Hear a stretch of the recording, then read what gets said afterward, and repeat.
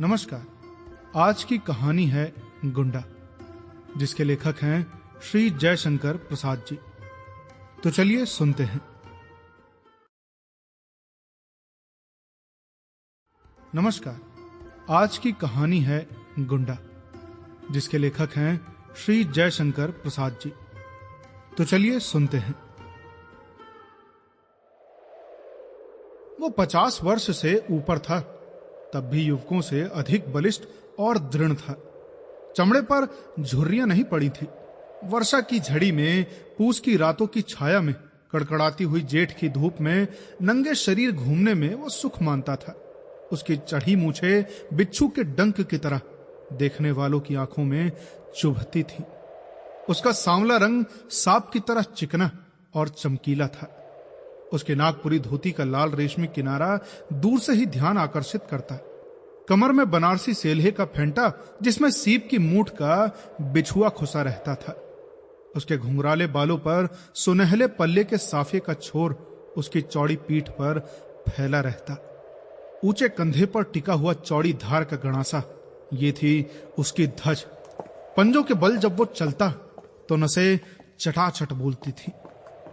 वो गुंडा था।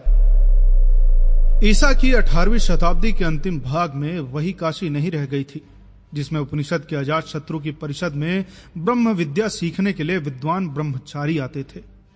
गौतम बुद्ध और शंकराचार्य के धर्म दर्शन के वाद विवाद कई शताब्दियों से लगातार मंदिरों और मठों के ध्वंस और तपस्वियों के वध के कारण प्रायः बंद से हो गए थे।